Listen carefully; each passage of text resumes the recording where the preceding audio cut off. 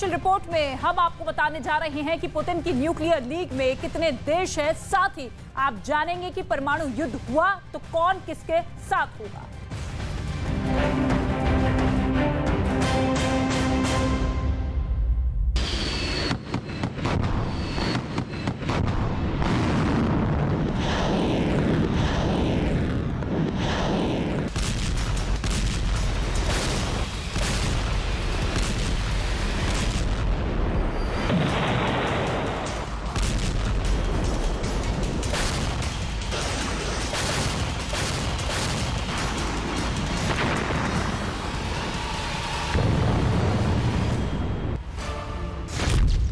महायुद्ध के लिए पुतिन तैयार है।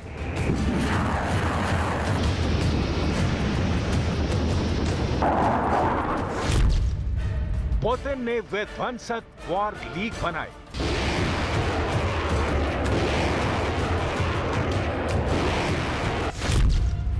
अमेरिका से पावरफुल है पुतिन की टीम।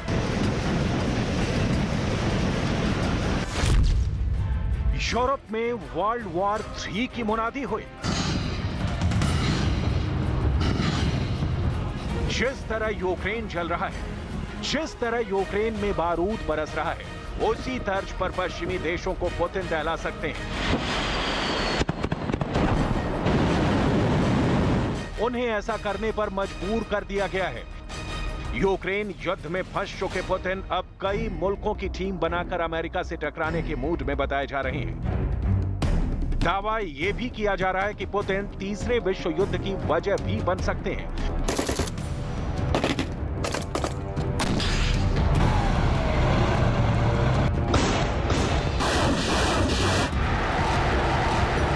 क्योंकि परमाणु हथियारों के इस्तेमाल पर उनका स्टैंड बार बार बदलता जा रहा है। पुतिन ने कई बार जरूरत पड़ने पर न्यूक्लियर बम के इस्तेमाल की धमकी दे रखी है। वहीं हालिया बयान में उन्होंने नरसंहार के हथियार के इस्तेमाल को नकार दिया है। मगर पुतिन एटम बम को लेकर कितने सीरियस हैं, इसे उनके इस मजाक से समझा जा सकता है। मॉस्को में एक डिस्कशन क्लब में पुतिन से एटमी हथियारों पर जब सवाल पूछा गया तो उनका जवाब चौंकाने वाला था। В том году, когда с весны еще как-то вот ядерный фактор возник, и вы так указывали на его наличие, и вообще очень многие немножко занервничали, вспомнив ваше высказывание вот здесь же, на нашем мероприятии 4 года назад, что мы все в рай попадем. Мы не торопимся же, правда?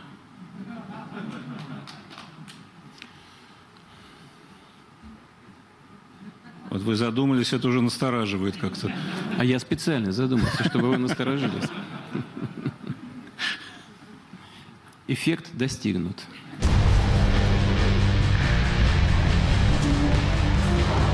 जो लीडर युद्ध में उलझा हो, जिसने एटम बम हमले की कई बार धमकी दी हो, यही नहीं जो एटमी मिसाइल का टेस्ट कर रहा हो, वो एटम बम के सवाल पर साइलेंट हो जाए तो सस्पेंस समझा जा सकता है। पुतिन ने मजाकिया लहजे में बात को सिरे से खारिज कर दिया, लेकिन अमेरिका को पुतिन की बात पर यकीन नहीं। प्रेसिडेंट जो बाइडेन ने 2 टूक कहा है कि पुतिन पर भरोसा नहीं किया जा सकता। अगर उन्हें परमाणु हथियार इस्तेमाल नहीं करने तो वो बार बार इसका खौफ क्यों दिखा रहे हैं? बात कुछ और ही है। एटम बम को चलाने की नौबत जब आएगी तब आएगी। फिलहाल पुतिन को अमेरिका और पश्चिमी देशों के खिलाफ एक मजबूत गुट बनाना है, जो कि यूक्रेन युद्ध में उन्हें मदद पहुंचा सके। तो क्या पुतिन इस मिशन में कामयाब होंगे जैसे वो अब तक करते आए हैं?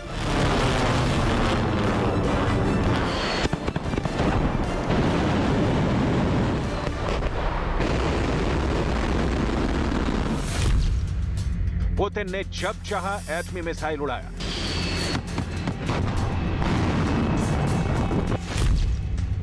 पुतिन के मन में आया फास्फोरस बम चलाया।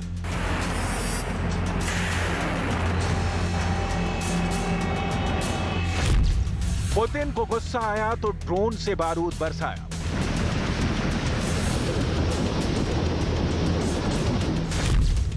पुतिन ने यूक्रेन में 4 इलाके पर कब्जा जमाया। युद्ध शुरू हुआ तो सब कुछ पुतिन के हिसाब से चला। उनकी मर्जी के मुताबिक रूस की जीत होती रही। यूक्रेन हर फ्रंट पर पिटता रहा। यूक्रेन के कई शहर मरघट बन गए। जहां जहां रूस के हमले हुए वहां सिर्फ खंडहर बचा, लेकिन खाक में मिला यूक्रेन बारूद बनकर उठ खड़ा हुआ। 8 महीने बाद जंग में हालात इस कदर नाजुक हैं कि पुतिन किसी भी वक्त परमाणु हमले का सिग्नल दे सकते हैं। इस अटैक का रिहर्सल खुद पुतिन देख चुके हैं। पुतिन के एटमी हथियारों की नुमाइश को दुनिया के लिए खतरा माना जा रहा है। पश्चिमी मीडिया में अटकलें लगाई जा रही हैं कि पुतिन यूक्रेन की तरह कई मुल्कों को नेस्तनाबूद करने का प्लान बना चुके हैं। इसलिए वो यूक्रेन युद्ध में खुलकर अब दूसरे देशों की मदद लेना शुरू करने वाले हैं। जाहिर है, रूस की सैन्य मदद किसी भी मुल्क ने की तो यह अमेरिका को बर्दाश्त नहीं होगा। अमेरिका ये साफ कर चुका है कि महायुद्ध में वो यूक्रेन के साथ खड़ा है। अमेरिका जहां खड़ा होता है वहां यूरोप के देश, नेटो के 30 देश, एशिया महाद्वीप के कई देश खुद ब खुद खड़े हो जाते हैं। पुतिन को किसका साथ मिलेगा? पुतिन की वॉर लीग में कितने न्यूक्लियर पावर होंगे? पुतिन खेमे का मोस्ट पावरफुल नेशन शॉकिंग। इस लिस्ट की डिटेल आपको आगे दिखाएंगे। अभी देखिए पुतिन को तीसरे विश्व युद्ध का विलन कौन बता रहा है। इस बात को पश्चिमी देशों ने इतनी गंभीरता से क्यों लिया है?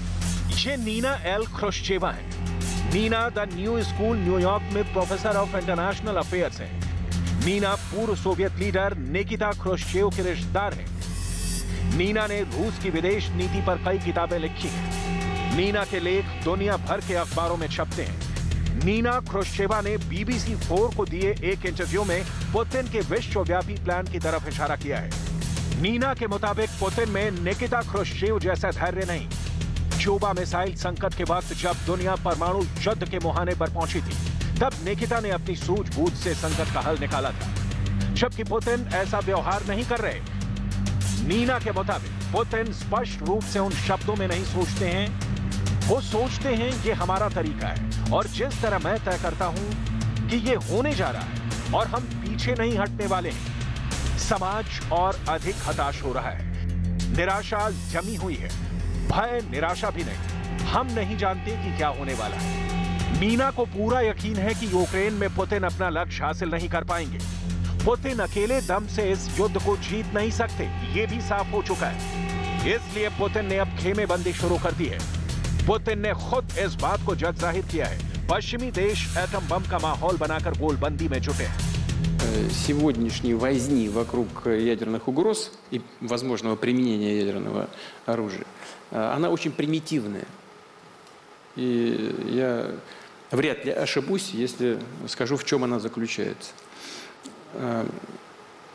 Ну, я уже говорил о том, что вот этот диктат западных стран, их попытка надавить на всех участников международного общения, в том числе на нейтральные или дружественные нам страны, заканчивается ничем.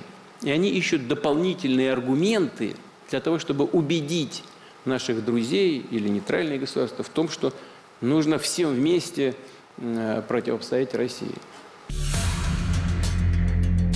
पुतिन ने दुश्मनों की चाल से ही उन्हें शिकस्त देने का प्लान बनाया है। रूस अपने दोस्त देशों को एक एक कर साथ लेने में कामयाब भी होता दिख रहा है। पुतिन की टीम में जिन देशों का खड़ा होना तय माना जा रहा है, उनकी गिनती बढ़ती जा रही है। युद्ध में ईरान पर रूस को सैन्य मदद पहुंचाने के दावे किए गए हैं। ईरान पर ड्रोन और मिसाइल की रूस में सप्लाई के आरोप लगे हैं। चीन ने अघोषित तौर पर पुतिन के यूक्रेन में मिलिट्री ऑपरेशन को मान्यता दे रखी है। उत्तर कोरिया युद्ध के पहले दिन से पुतिन का समर्थन करता आ रहा है। सऊदी अरब के प्रिंस सलमान दोस्ती की झलक रूस में बंद ब्रिटेन के 5 कैदियों की रिहाई देखी। यूक्रेन युद्ध बंदियों को प्रिंस सलमान ने छुड़वाया था। सीरिया का स्टैंड पहले से साफ है कि वो पुतिन के हर फैसले के साथ है। पाकिस्तान जैसा न्यूक्लियर पावर देश भी तेल की खातिर पुतिन से दोस्ती का हाथ बढ़ा रहा है। नेटो मेंबर तुर्की की स्थिति डामाडोल है। तुर्की के राष्ट्रपति पुतिन को साधने में लगे रहते हैं।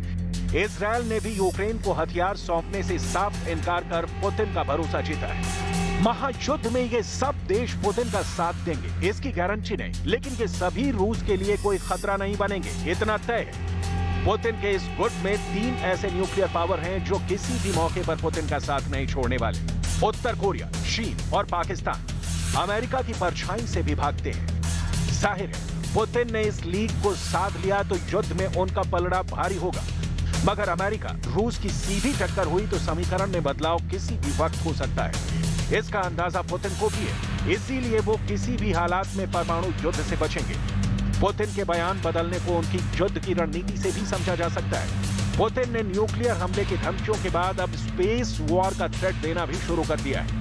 रूस ने पश्चिमी देशों को आगाह किया है कि उसकी मिसाइलें उन सैटेलाइट को मारकर गिरा सकती हैं जो अंतरिक्ष से रूसी सेना की गतिविधियों की खुफियागिरी कर रहे हैं और खुफिया जानकारी यूक्रेनी सेना को दे रहे हैं। पश्चिमी देशों, खासकर अमेरिका के कमर्शियल सैटेलाइट अंतरिक्ष में घूम रहे हैं और पूरी दुनिया की फोटो ले रहे हैं। इन्हीं सैटेलाइट की मदद से यूक्रेन युद्ध में सटीक हमले करने में कामयाब हो रहा है। रूस इन सैटेलाइटों को निशाना बनाता है तो अंतरिक्ष में संग्राम छिड़ेगा।